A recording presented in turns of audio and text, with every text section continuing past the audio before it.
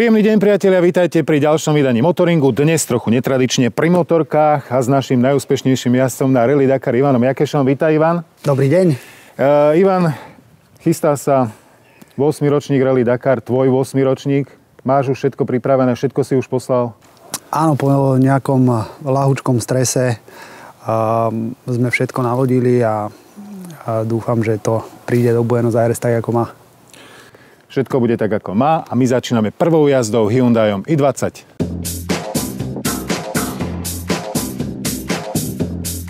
Priatelia, vítajte na Hyundai Night, kde o chvíľu zažije slovenskú premiéru jedna z najdôležitejších noviniek tejto automobilovej jesene. Ukrýva sa pod touto plachtou. Keď som namiesto plachty ukázal na Miss Slovensko Lauru Longaverovú, ani som netušil, ako dobre som sa trafil, pretože plachta zakrývajúca auto bola súčasťou jej elegantnej roby. Mimochodom meno Laura, nádherné, nosí ho aj žena môjho života. Takže svojich prvých 5 minút slávy na slovenskej pôde má nový Hyundai i20 za sebou. A keďže vás, rovnako ako aj mňa, zaujíma v prvom rade ako jazdí, idem si ho rovno vyskúšať. Všetky benzínové motory prerobená 1.25 aj nová 1.4 boli naladené s dôrazom na veľký krútiaci moment pri nízkych otáčkach, aby bolo auto dynamické a svižné, hlavne v meste, aby malo auto dosť sily pri rozbiehaní sa z križovatiek a zipsovaní na obchvate. Tento charakter sa podpísal aj pod správanie sa motora. Naozaj v nízkych otáčkach pri tom popojazdievaní v meste je tá dynamika veľmi príjemná, veľmi slušná. V kopcoch mu dosť výrazne dochádza dých, hlavne okolo stredných otáčok. Potom zase v tých vysokých už ťahá pekne ako klasický vysokootáčkový atmosférický agregát. Čiže najslabším pásmom sú stredné otáčky, kde práve v porovnaní s turbomotorom turbomotory najlepšie zaťahujú.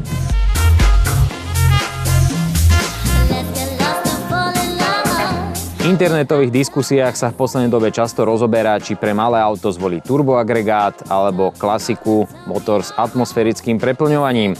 No Hyundai na to ide lišiacky, pretože na úvod poštekli jeho zástancom atmosféry. Ponuka štartuje benzínovou 1.25 v dvoch výkonových verziách 55 a 62 kW. No a ja mám pod prednou kapotou úplne novú 1.4 s výkonom 74 kW 100 konských síl, ktorá je v porovnaní s predchodcom až o 16 kg ľahšia. V druhej vlne v roku 2015 Hyundai pohľadí ego aj zástancom turbomotorov, pretože na vrchol sa postaví preplňovaný litrový trojvalček s výkonom 88 kW 120 konských síl. Ten si ale najprv musí odžiť svoju svetovú premiéru vo faceliftovanom modeli i30. Dizajnu som sa venoval pri statickej premiére vo Frankfurte nad Mohanom, preto spomeniem iba základné rozmery karosérie, ktoré sa výrazne zmenili. Auto je dlhšie o 40 mm, zároveň má až o 45 mm dlhší rázvor náprav.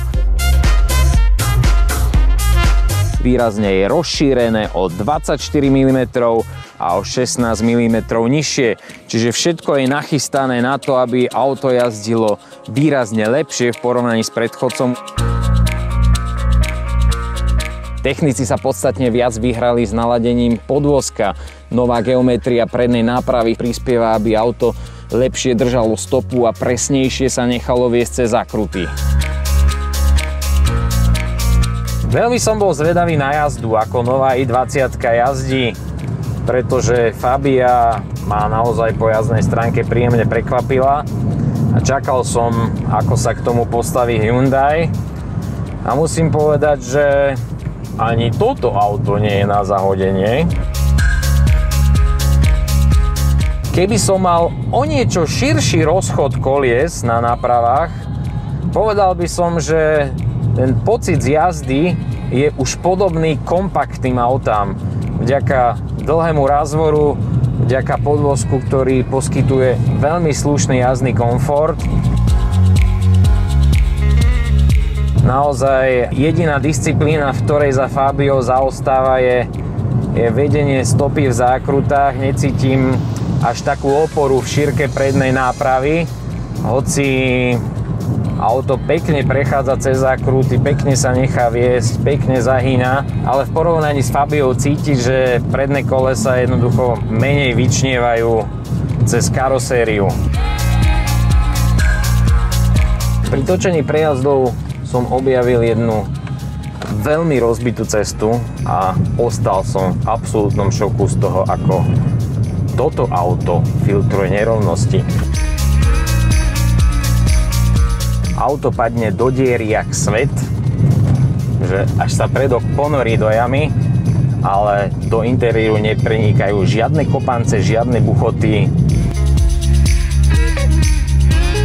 Na rozdiel od niektorých iných korejských aut, kde tlmiče majú malý rozsah pohybu a pri doraze sa rana prenáša rovno do karosérie, tu tie tlmiče majú pomerne veľký rozsah pohybu a pred dorazom pekne spomalia pohyb a mäkko dosadnú.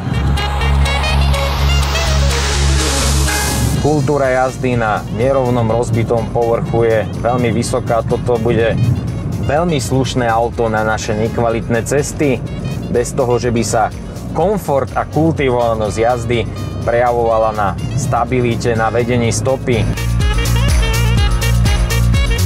Jedna vec, ktorá mi ešte v porovnaní s Fabiou trochu chýba, je väčší cit v riadení, hoci ani Fabia není vlajková loď, čo sa týka prenosu informácií spod predných kolies. Predsa len tam som mal trochu viac citu ako v tomto aute, ale čím dlhšie s ním jazdím, tým menej mi to prekáža.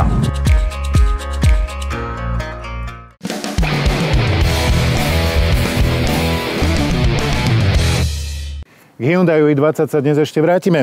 Ivan, ako si posielal techniku, vyzeral si taký trochu sklamaný. Odskočili ti nejakí sponzori, niečo také si spomínal? Tak život je veľmi ťažký a v tej mojej motorkárskej branži je to na Slovensku úplne najťažšie. Život ide ďalej, ja som našťastie vyprevadil celkom v pohode motorku vo Francúzsku, to prebehlo veľmi rýchlo, všetko bolo v poriadku a dúfam, že ešte do konca decembra sa nám podarí ten náš budget naplniť. Pozdravujeme nejakých sponzorov, nejaké evríčka by sa ešte mohli nájsť. V každom prípade my pokračujeme testom Citroën Cactus a testoval ho Gusto.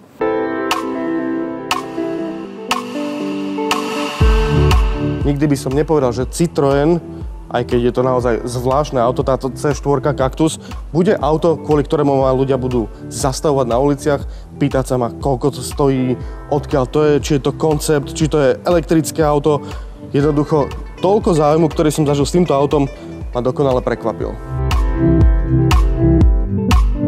Napriek tomu, že Cactus sa snaží pôsobiť trošku ako také malé SUV, pomáha tomu hlavne tej veľa čiernej, čiže veľa čiernej gumy, ďalšie čierne plasty, takisto tento strešný nosič, ktorý je čierny a veľmi široké sú aj tieto úchyty. Celé auto pôsobí tak trošku zbytočne vysoko.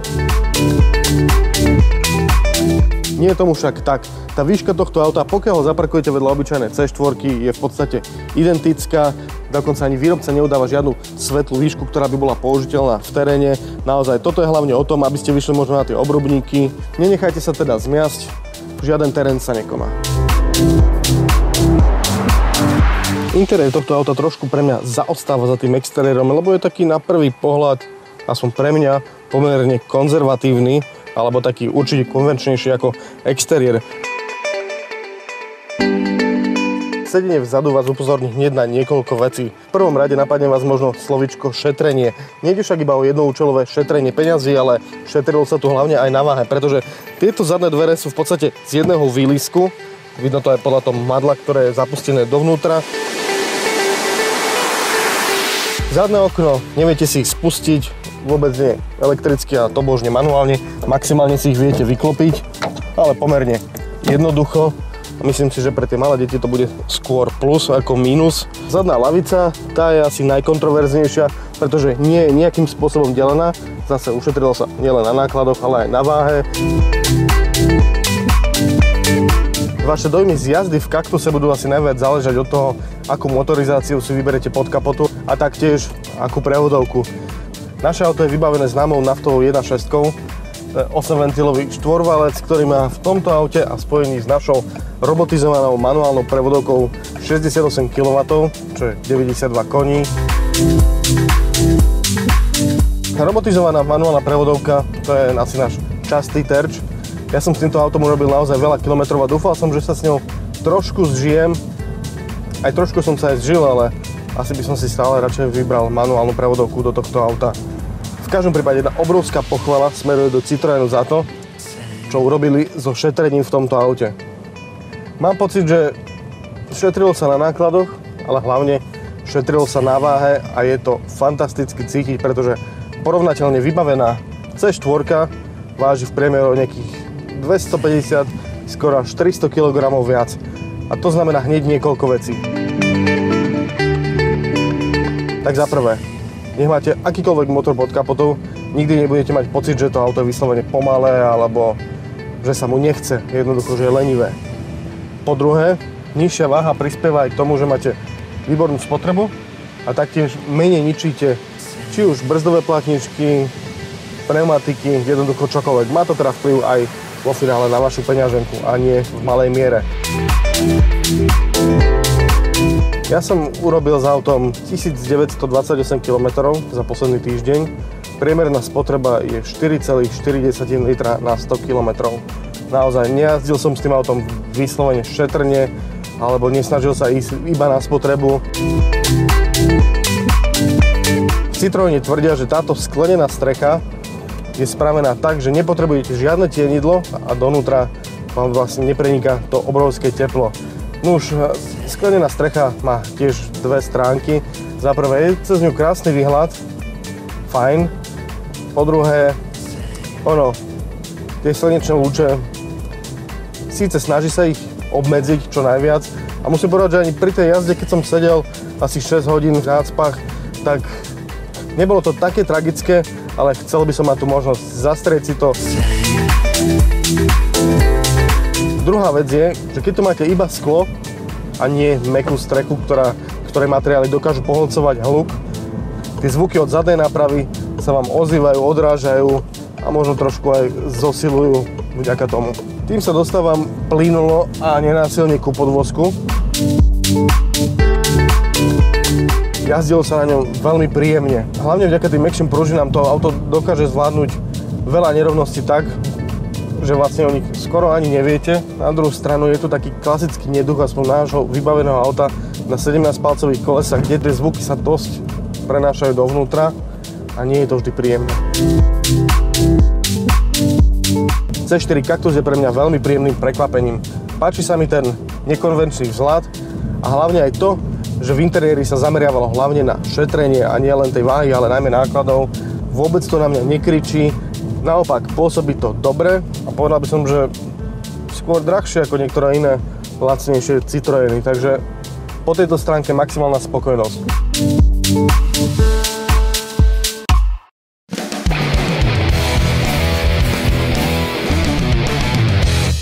Ivan, stojíme pri tvojich dvoch motorkách. Táto má pre teba asi väčšiu cenu ako táto. Po tej citovej stránke, myslím. Toto je moja relikvia, na ktorej som prišiel štvrtý na Dakare a z tej sa dúfam, že budem veľmi dlho tešiť, aj sa na nej občas odveziem. Toto je motorka, na ktorej trénujem a do konca decembra ešte nejaké hodinky chcem na nej najazdiť. Ak bude dobre počasie? Počasie absolútne nerozhoduje. No a čo nová technika? Mám úplne novú motorku, na ktorú som dlho čakal. Prišla trošku neskôr, ako som počítal a je veľmi rýchla a dúfam, že bude veľmi dobrá. A veľmi dobrý je určite aj nový Hyundai i20 a my pokračujeme druhou časťou prvej jazdy.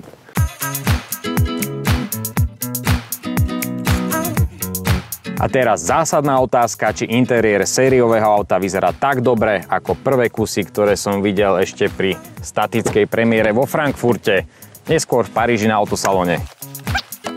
Nevyzerá to zle. Teda až na tú farebnú kombináciu, ktorá mi absolútne vôbec nejde do oka.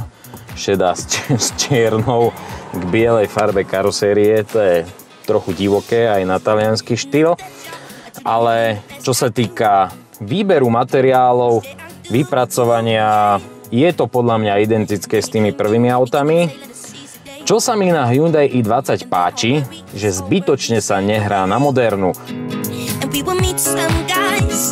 V strede si nebudete môcť objednať dotykový displej s navigáciou, nie sú tu žiadne cirkusy s preklápaním aplikácií na displeji, ktoré aj tak fungujú pomalšie ako displej na telefóne. Stačí obyčajný plastový držiačik, na ktorý si chytíte telefón a ten vás naviguje.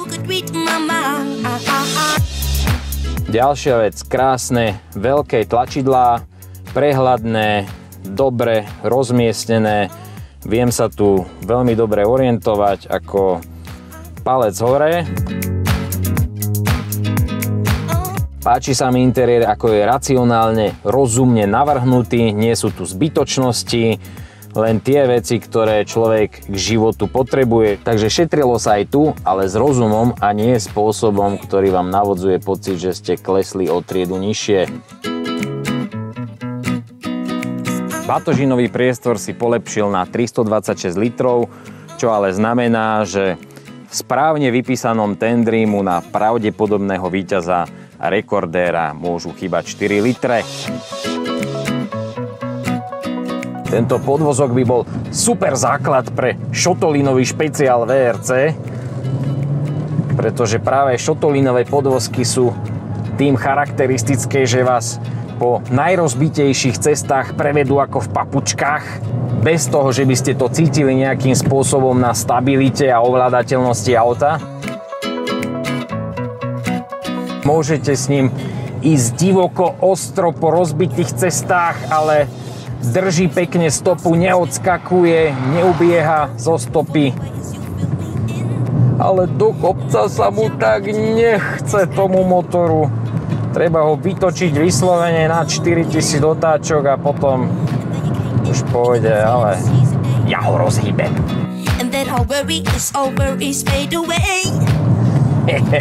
Toto radenie, to je radosť, to chodí jak maslo. Neuveriteľné. V porovnaní s Fabiou naozaj nepôsobí ako auto kategórie B, ale jazdí ako auto kategórie C. A na záver ešte jedna podstatná informácia týkajúca sa nášho trhu. Tak je to krásné, velké auto a myslíme si, že ta cena, která by měla být a bude pod 10 000 euro, bude natolik atraktivní, že zaujme naše zákazníky. Výbava, je to auto, které je reálné, čili není to pouze marketingová cena, ale je to skutečně vozidlo, které bude vybavené celou řadou prvků, které jsou v této třídě obvyklé. Nad to budeme mít například manuální klimatizaci, budeme mít elektricky ovládaná okénka, budeme mít centrální zamykání, budeme mít rádio s CD přehrávačem. Ten seznam té výbavy, kterou si za tuto cenu u tohoto autu můžete koupit, je skutečně velmi dlouhý. Osobne aj teda pre mnohé dámy, ale aj mnohých chlapov a mnohých našich zákazníkov je práve dizajn hlavným nákupným dôvodom, prečo si vyberajú značku Hyundai. A toto auto je naozaj veľmi krásne, takže určite aj kvôli tomu by si ho ľudia mohli vybrať a kúpiť. Ale nielen páni, ale aj dámy si radi vychutnajú dobrú jazdu. Ja osobne teda milujem dobrú jazdu, takže ja by som si určite vybrala aj kvôli jazdným vlastnostiam.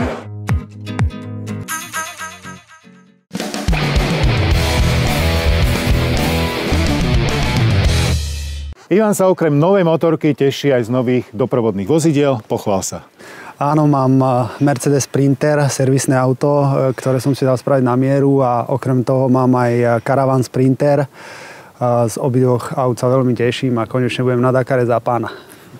Na Dakare za pána, to tak dobre znie, ale určite dobre znie aj nový S-Max, s ktorým sme sa zoznámili zatiaľ len staticky. Na prvý pohľad vidieť, že karoséria je identická s predchodcom. Ford tvrdí, že čo bolo pekné a dobré netreba meniť. Opticky ju však trochu upravili. Kompletne nová je predná časť, mierne upravená bola grafika zadných svetiel, ináč spolu s vekom je to úplne identické s predchodcom. A celá karoséria pôsobí trochu opticky zníženým dojmom vďaka plastovým nastavcom na prahoch a na prednom a zadnom nárazníku, ktoré boli trochu znížené. Športový rodinný van sa zmenil na jedno luxusné rodinné vozidlo, čo naznačujú aj nové prvky vo výbave. Opäť, ako už býva trendom dnes, kompletne LED predné reflektory a nemôže chýbať ani predná kamera. Samozrejme množstvo najnovších asistenčných elektronických systémov, ktoré už ani nebudem menovať, lebo tie sa neustále opakujú. Je jedno, či v tomto aute alebo v inom.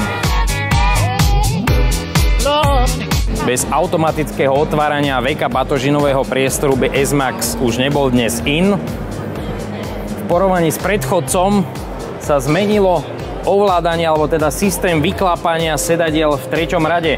Zatiaľ čo u predchodcu ste museli najprv vyklopiť sedak a potom vyťahnuť operadlo. Dnes na to stačí zaťahnuť za jedno uško.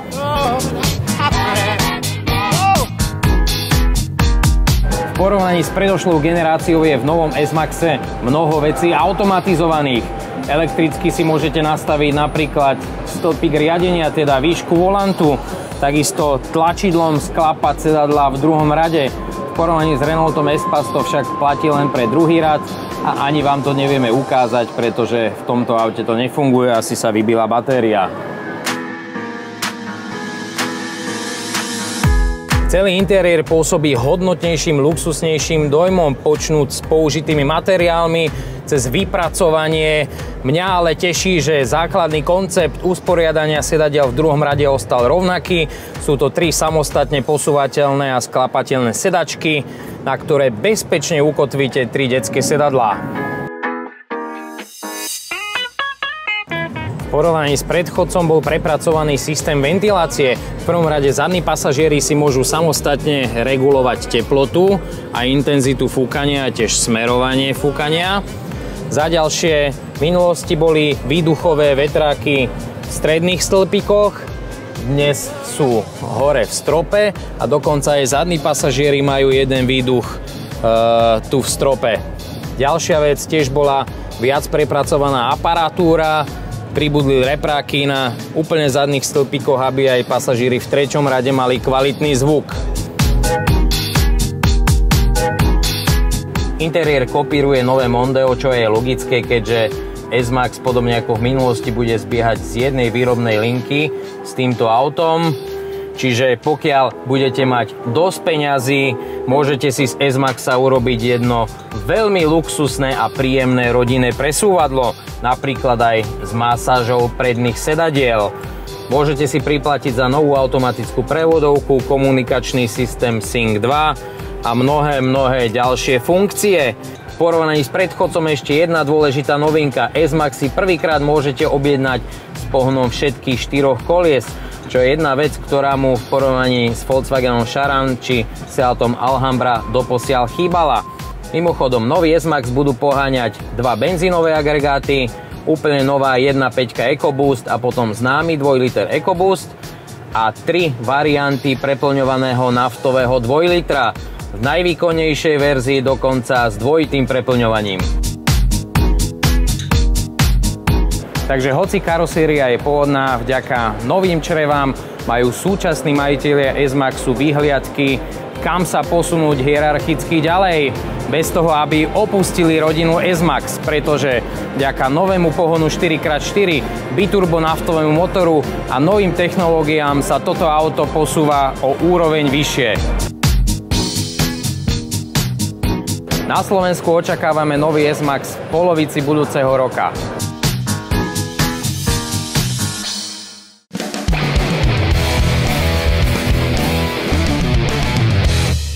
Ivan, Vianoce ešte stráviš doma, ale kedy vyrážaš? Ja dúfam, že niekedy okolo 28-29 sa nám podarí decembra vyraziť. Ešte nemáme letenky, takže... V krajnom prípade bude plávať, nie? Techniku si už poslal? V pohode, som plavec, takže nejak to vymyslíme. Ambície? Ambícia je byť vpredu, úplne vpredu. A do tej 10 je to dobré a dúfam, že to bude lepšie. To je na dnes všetko. O týždeň vám predstavíme už aj novú Corsu, ktorú sme vám slúbili v tomto motoringu. Tak sa majte pekne, vidíme sa o týždeň. Ahojte.